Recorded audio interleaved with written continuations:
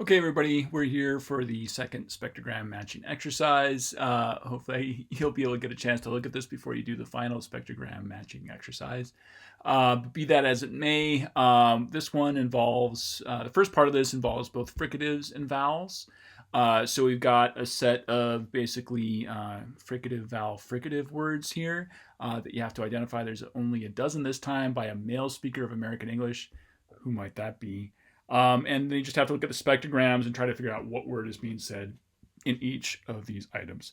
So, in one sense, this might be a little bit harder than the first exercise we did, which looked at vowels, or basically vowel distinctions. But if you remember, there was that one form in the original exercise that had an H at the beginning rather than a B, and that made it a lot easier. Just pick that one out as like hood. So this actually winds up being a little bit easier once you can see the pattern of each fricative, which each acoustic pattern a fricative makes. So for the most part, I think I can walk through these without too much difficulty, and hopefully you were able to too, but there are a few that are pretty confusing. So I'll look at both the sort of PDF homework here and also the individual sound files.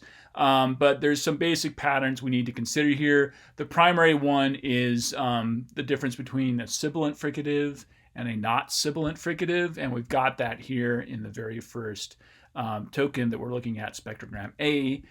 So what we can see here are if you have a sibilant fricative, you have more intensity overall, especially at higher frequencies. And usually there's some cutoff frequency below which the frication is not going to appear.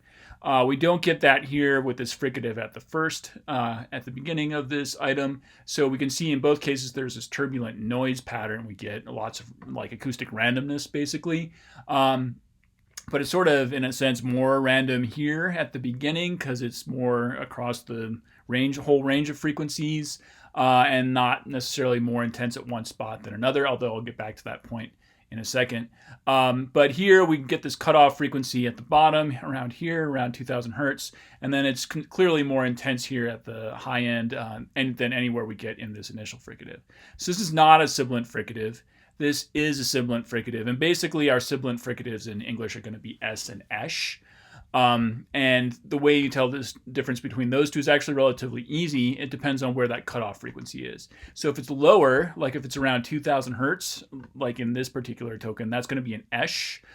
We talked about that a little bit in the lecture, but there's sort of a longer resonating filter in front of the constriction for an esh. You make it in the post-alveolar place of articulation, so it's a little bit further back in your mouth. That means there's more space in front of the fricative closure by the time you get to the lips, and therefore it's going to resonate a little bit at a fairly lower frequencies than you get for an S, which is the other sibilant fricative. So if we were to have an S here, we'd expect the cutoff frequency to be more like about 3500 hertz or so. This is the quick and dirty way to identify these fricatives. There's more complicated measures you can do, but we don't really need to get into them for this exercise. But I'm going to pretty confidently say this is an esh here. Might as well play it. Yeah, like that, right? Be quiet. Stop talking, Professor Steve. Anyways, this one is not an esh or an S. It's not a sibilant.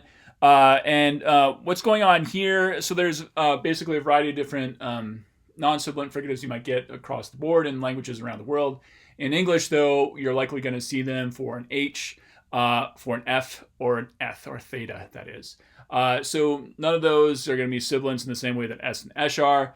And kind of the easy way to tell if you are dealing with an H versus an F or Eth, or theta, I should say, is if you see these kind of phantom formants here in the fricative, which is what we get here, then you're dealing with an H, because that's basically a voiceless vowel.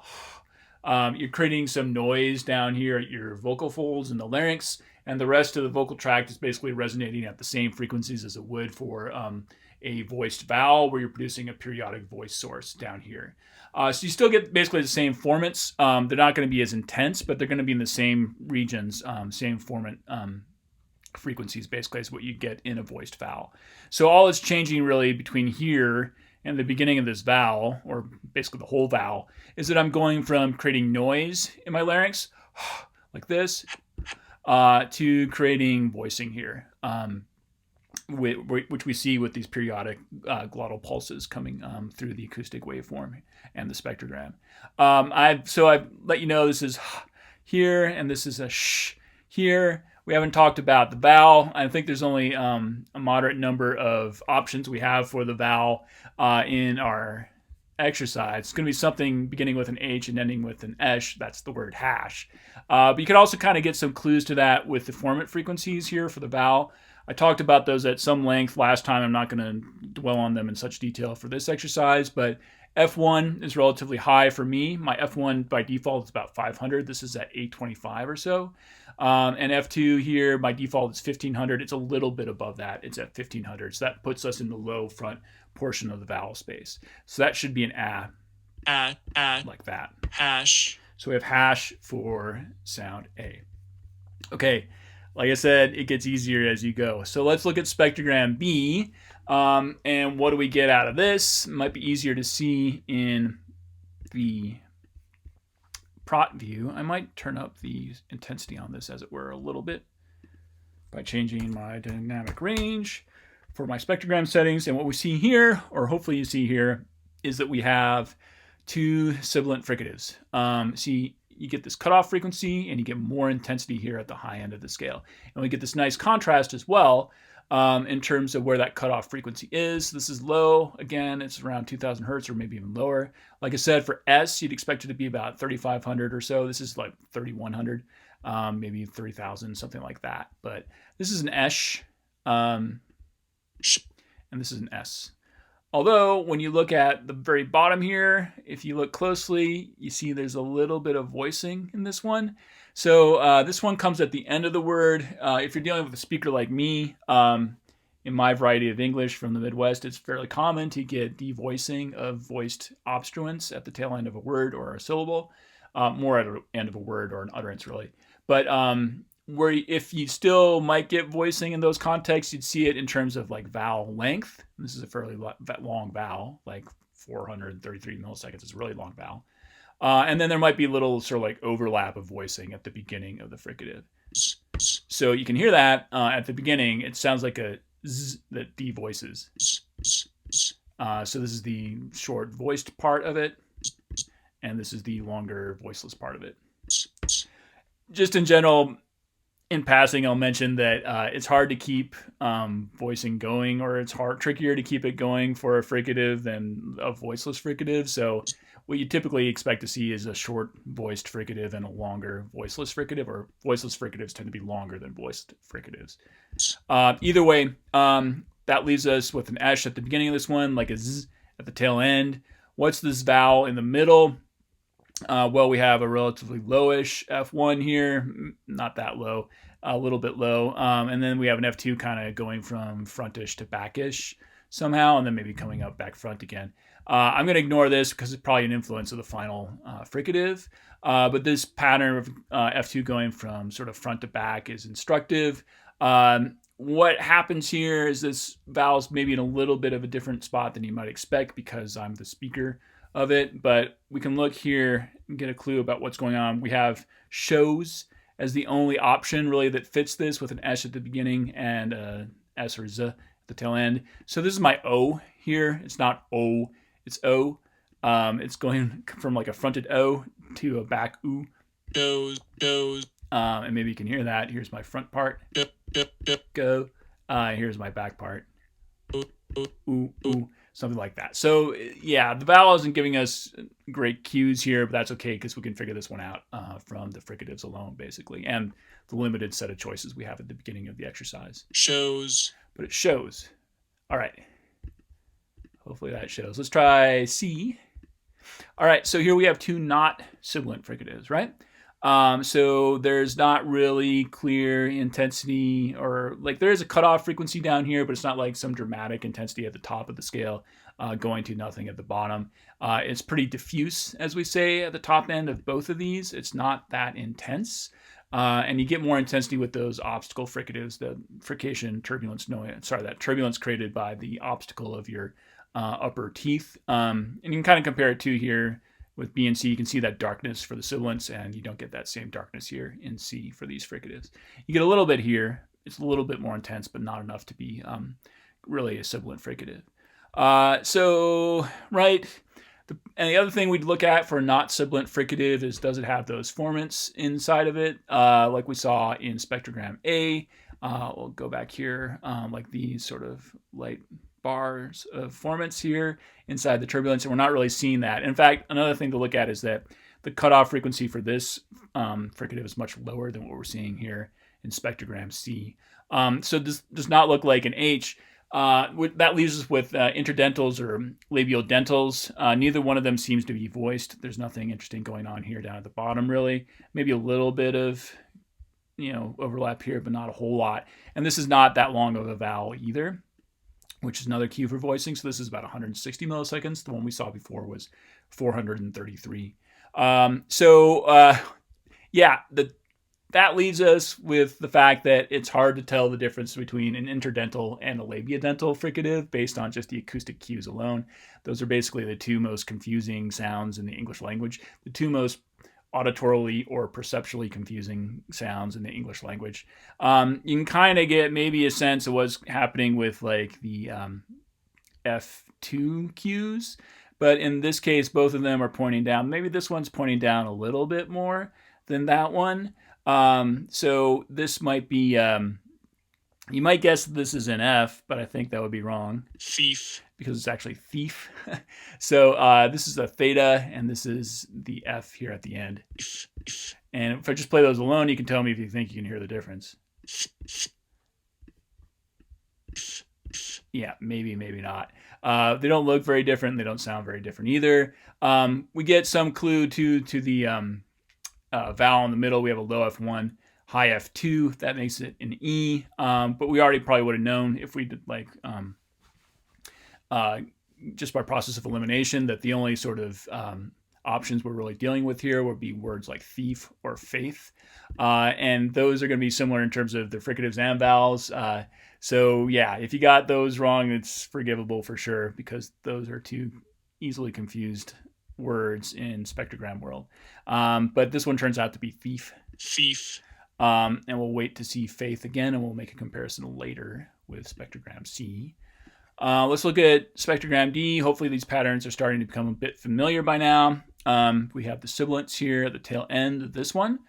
Lots of high intensity energy here at the high end of the scale. And we get a cutoff frequency that's pretty high too. Like I said, for an S, you'd expect it to be around 3,500. That's where we lose that high intensity energy, and then it kind of drifts off a little bit down at the bottom after that, fading out completely around 3,000 hertz. So this is definitely an S. Maybe it's a little bit voiced again here at the beginning. So we'll just keep that in mind. This is another non-sibilant fricative. We don't get that high intensity energy at all. So this is probably an F or an F because we're not seeing formants in it either. And then maybe we can get some clues as to what this is exactly by looking at the vowel. So in the vowel, we have a lowish F1. This one's about 450 hertz or so. So it's a high vowel. And it looks like a frontish vowel as well. It's about 2,000 hertz, maybe not as front as that E we saw before. And F2 is kind of going up to here a little bit too. So it starts out a little bit lower and then goes up. So this might be something like an A here. Maybe labiodental here, going into perhaps a voiced alveolar fricative here at the end with an A in the middle. What fits the bill for that? It might be this word, phase. Right. So here's our F again. And then this is a little bit of a voiced fricative, but mostly voiceless. And then A in the middle. Phase. Yeah, and I'll reiterate once again. I don't know if it makes sense to say I'm going to reiterate again, but I just did. Oftentimes, on the edges of these vowels going into and out of these fricatives, you're going to get some changes in the formant frequencies. We've talked about that a bit in lecture already, I know, but just try to set those aside because those are the influences of the change in place of articulation for these different consonant segments on the edges, and they don't really reflect kind of the identity of the vowel or sort of the target formant frequencies of the vowel so much. So you kind of have to set those aside as the transition frequencies or the formant transitions at the edges of the vowels. Let's take a look at E. Okay, so a couple interesting things going on here. Hopefully you can identify this by now, but we've got more sibilants here at the tail end. Again, cutting off at a relatively high frequency, and we've got a little bit of voicing going into it as well. That's probably another z sound, changing into s at the tail end, something like that. And then we do have a little bit of turbulence at the beginning here, but it's a very short amount. And you can see it at this high end. And then you can also see that there's voicing down here at the beginning. So it doesn't look as dramatic as we might expect sort of the fricative turbulence to be for a sibilant fricative. But we do have a little bit of intensity more here at the top end. But it kind of goes down lower than we normally expect to see for an S or even an S. It's kind of down here all the way at the bottom. I'll give you a hint in case I didn't mention this in the lectures. I don't think I did. But interdental fricatives tend to be short, especially at the beginning of a word. Sometimes they look just like stops. They're so short. So a voiced interdental would be a pretty good guess for this one. And then we have a voiced alveolar fricative at the tail end. I'm going to take a look at the vowel here in a second, but I will point out that the only voiced interdental fricative we have at the beginning of a word in this set is for the word those. And then maybe you can see that this vowel in the middle here looks like that O we saw before, that O with the fronted O at the beginning. Those. Yeah, so it's those. Those. In fact, the way I just said those a moment ago was with a stop at the beginning, and a dental stop. Those. Which is a fairly typical transformation to make in different varieties of English to change interdental fricatives into dental stops or alveolar stops. Yeah, I won't say anything further about that, other than the fact that where I grew up, that was commonplace in Minnesota. Minnesota, fronting that O in Minnesota is not commonplace. Minnesota would be better, but we don't need to go there. It's cold enough where we are. So we can go to spectrogram F and see some similar patterns to what we've seen before as well. We've got what looks like a long sibilant fricative here at the tail end with a pretty high cutoff frequency around 3,000 hertz. Maybe there's a little bit of voicing there at the beginning, but it doesn't look like much. So I'd guess that's probably just a voiceless S. And then we see a pattern here we've seen before as well. It's not sibilant. It's got turbulence going way down to the bottom of the frequency scale. And then it looks like we have some formant frequencies in here as well. So it's probably an H. Sorry. Yeah, so it's probably an H. This is probably an S. What is this here in the middle? Based on sort of the options we have at the beginning of the exercise, we could probably figure this out without worrying about anything else. We can take a look at these formants because they're informative as well. F1 is about 860. That's pretty high for F1. That puts us in the low region of the space. This is not that front. It's not that back either. So maybe this is kind of a central low vowel. But then both of these go down to something lower. So 550 and 1033, something like that. So it looks like a diphthong. Maybe something, you might guess this is sort of like that O we just saw before, because F2, well, it's not super front. So maybe that's not exactly what we're expecting for a fronted O. And we definitely wouldn't expect an F1 this high for an O because that puts us in the low region of the space. Instead, with kind of high-ish F1, high-ish F2, high-ish F2, we're probably in the low front region of the space, something like and then we go to O or oo here at the tail end. This is an ow diphthong. Ow. At least the way I say it, which is more like ow. And then h at the beginning and s at the tail end. So this is house, the way an American would say it, not house, which is the Canadian way. But yeah, you can figure that out from the clues we have in the spectrogram. We just got a few more here. Here's spectrogram G. Right, so we've got not sibilants here at the tail end. We've got definite sibilants here at the beginning. This has a very high cutoff frequency, higher than we've seen before. So this is probably an S at the beginning. And what is going on here at the tail end? Again, it's hard to pick these two apart, but it's probably an F or an Eth, labiodental or interdental. I don't know why I keep saying Eth, but that helps make it sound similar to F, I guess. And then maybe we can kind of figure out what's going on a little bit from the vowel in the middle. So we've got a lowish F1 here, like 465 hertz or so. We've got an F2 that kind of rises as it goes through the vowel. By the time it gets to the top, it's like 2000. We've seen that before. This is kind of the A pattern that you would expect. Yeah, so this is probably an S, A, and then maybe an F or a theta. What options do we have there? Well, here's a good one. Safe. Safe. And that's what it turns out to be. So, yeah, no problem, right? Let's see, we've got 5 more to go. I don't want this to take too long because I still kind of want to do the second exercise set without boring everybody to death, but whatever. Let's make sure we're thorough at least. In H, we have 2 non-sibilant fricatives again. Wait, I think we talked about this sort of situation before. I think we know what kind of option we have here. Before we saw a thief, and we said the only other option that's close is faith. This looks like it fits faith pretty well. We've got the same sort of A diphthong in the middle with the F2 rising. Faith.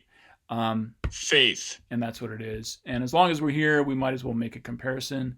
Was it spectrogram C that was? Yeah, it was. So thief versus faith. Yeah, and you can kind of tell like these fricatives are hard to distinguish, right? On both sides of these vowels. The vowels, on the other hand, might be a little bit easier to distinguish because with this A, we get this diphthong pattern. Faith. Where F2 is rising. Maybe F1's going down a little bit. For the E, it's more stable. Beep. Across the board. Those are hard to pick apart for sure. All right, I. Moving right along. We've got sibilants here at the start. Nice dark intensity at the top. We've got non-sibilants here at the tail end. This one looks like it goes down lower in frequency than what we've been seeing recently. So it goes down about 2000 hertz or so. This is probably a sh. And this is who knows what, right? Labiodental or interdental, something like that. Again, another clue you can kind of use for this actually is that interdentals are not common in English. They're far less common sounds to encounter than the labiodentals. So just based on that knowledge, you might sort of be biased to interpreting this sort of pattern as a labiodental fricative. What are we dealing with here in the middle? We've got sort of a highish F1. Where's that? Like 700 hertz or so. And we've got maybe a little bit of a backish F2, maybe a midish, or sorry, centralish F2. So yeah, this might be a good pattern for like an something like that. What do we got here? Yeah, something like that. I can't remember what my options are here exactly, but yeah. So actually. Yeah, oh, there it is. I was like, where's the esh that I'm looking for? So it turns out to be a CH because it's chef. Chef. So yeah, this looks like an because it's not as front as you'd expect an to normally be, I guess. Yeah. But I think what I did here is I made kind of an more at the beginning. Yeah. And it became more of a by the tail end. Yeah, but you can still hear it once you get that context. You can still hear it as like an by the end. Yeah, something like that. Chef. All right. That's I. J is. Hopefully this is getting easier because now we can see we got a sibilant here at the beginning, and we've got not a sibilant here at the end, and then also pay attention to the subtle stuff. We've got voicing at the bottom, so we've got a voiced non-sibilant fricative here at the tail end. It doesn't look like an H. It looks like either that theta or that F pattern. But if you remember, I told you normally when we get interdentals in English, they tend to be pretty short. This one looks longer than the one we saw before, and it looks like it's voiced. Those are a couple of good reasons to think that this is perhaps a V sound. And this is what is this sound? So it goes down a little bit lower than we've seen before. It's probably an S, though, at the beginning of this word. And then this is probably a V. And then what do we got here in the middle? We've got a lowish F1, so we're probably in the high end of the space. We've got not that high of an F2. but it's enough to make it a front vowel that becomes a little bit backer here at the tail end. I'm not sure if this is necessarily a diphthong because we don't kind of expect diphthongs to do this. It might just be sort of a laxish vowel that goes sort of towards a schwa at the end. Oh, no, it's not. It's not that at all, Steve. Soothe. And I was wrong about this one. I misled you completely. See how easy it is to be fooled by these things? As if you didn't already know. But it sounds like a V when you play it by itself. But it's a the. And if I had looked at my cues, I probably could have told you this was a soothe. Soothe. I thought we were dealing with save or shave. I should have known better. Soothe. But that's what this one is. And the thing that gets you confused easily is the frontish F2 of the oo, the fronted oo here, rather than the oo. But we kind of talked about that a little bit for the last exercise, right? Yeah, and one of the reasons this is fronted as an oo is because it's next to two coronal places of articulation, one being alveolar and the other being interdental. So your tongue kind of wants to stay forward for those. It doesn't really feel like going all the way back for an oo, soothe. You don't normally say it that way. It's easier, at least intuitively, to say it soothe. Soothe. Soothe. Like that. Okay. My bad. I apologize. But 2 out of 3 ain't bad. I don't know. Half. I should have not played this before I went through the cues, but hopefully you can see these now. This one is an H here at the beginning. Both of these are non-sibilant fricatives, but this gives us a nice difference between like the H at the start, which has these formant frequencies in it that are kind of faint, and it also has intensity that goes way down on the bottom of the scale. This one is a non-sibilant fricative that doesn't have those formants, and it kind of cuts off a lot higher than what we see for H. With respect to the vowel, again, we get a high F1, like 825 hertz there, and a highish F2 puts us in the low front portion of the space. It's a nice token of ah. And the way I say it, I typically have an at least if I'm saying it in isolation, like ah. It tends to go from ah to schwa. And maybe this is more like ah. Something like that. Not quite as dramatic as when I say it by itself. But you can hear that F2 kind of going down and becoming backer there. Half. Yeah. So maybe like ah to script A here. Something like that. Anyways, this is half. Here's the H part. And here's the F part. Half. All right. With no further ado, let's do the last one. We should already know the answer to this by process of elimination. We should be able to see it, though, without looking. This is the a sibilant fricative at the start. Low cutoff frequency, that's an esh, right? No problem. And here we have a non-sibilant at the tail end with a little bit of voicing at the beginning. I think I talked about this one before, but this is probably going to be our voiced labiodental V, like in shave. Shave. And we get this nice pattern for the A with the F2 going up from the beginning to the end.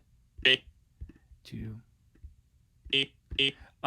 maybe you can hear that, maybe you can't, but that's an A vowel, diphthong. Babe. In the middle, not the tail end. Okay, but that is the tail end of the video, so I'm going to stop there. We'll see how long this is, and hopefully I can make another one for the second half of this exercise, which will hopefully not be too painful to watch. Okay, I'll see you then.